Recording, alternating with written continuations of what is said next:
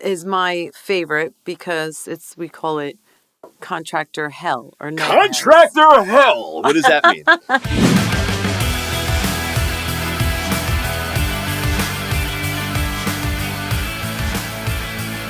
The pros and pits. The pits. So look, we all know there's a lot of positives with flipping, but there's also some pitfalls. So do you want to go over the pitfalls first or the positives first? I think we should go over the pitfalls first. Pitfalls first. Because at every end of the rainbow, there's a positive. There's it should be positive. Particle at the end of the rainbow? Yeah. Good. So let's go over the pits. All right, let's do the pits. So I'm going to have you hit number one. Number one pitfall when flipping properties. Is my favorite because we call it Contractor Hell or no. Contractor Hell. What does that mean? Well, I mean, not that all contractors are bad, because a lot of them you've got great contractors. We're contractors. Yeah, we have our contracting license. But you definitely want to vet your contractor, because if you don't know who you're working with, how can you really trust or be confident that they're going to get it done right?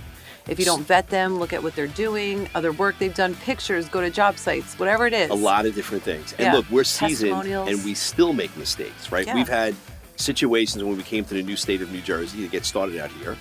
We have our systems, we have our processes, but we still, even with all of our checks and balances, we still got hit by a nice contractor, but he just wasn't doing the right thing. Yeah. You know? Yeah. And the thing is, he's well-known, or not well-known, but established. He's got a great business. He's busy. But there's certain things that obviously... Well, he wasn't 100% trustworthy because honest to us, correct. He said that, and this is the trust but verify process. He said that he was putting in the permits. We had issues with the town. We had to make sure the permits went in because it was a historic property. Yeah. And we went over everything with him. You did, multiple I did. Times. Then I was called annoying for hounding him. By him, too. Yeah. By him. I mean, he had the nerve to get upset with me because I was every day texting, how are the permits? And so what happened is he just went ahead and said, permits are great, they're in, and it's passed. And he lied. And so because he was brand new, what we should have done in retrospect is we should have said, all right, great. You got the permit, send over a copy. Yeah. We trusted, we didn't verify. So shame on us. Yeah, and it happens. Yeah. But that one mistake cost us a ton in time, 6 months additional holding time in that property. Yeah. And luckily, we're going to go over a case study in another couple of we made a shit ton of money in that property. Absolutely. It was a great deal. We were going to lose. Yeah. But the market was on our side. Yep.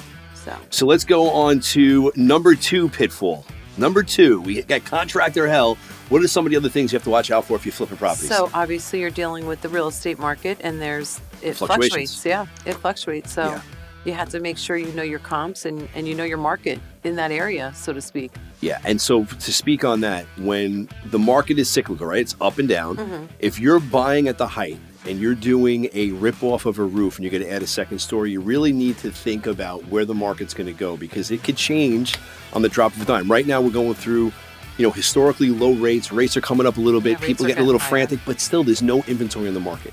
Yeah. So people in my group, they're saying this market's going to last for a year and a half to 2 years, but who the hell knows? Yeah. You just need to be aware that it's one of the pitfalls to investing. If there's a market fluctuation and you're not buying according to your underwriting criteria, and you're buying too tight, a couple of different shifts, you can end up losing money. So you could go from making $50,000 to losing $30,000. Yeah.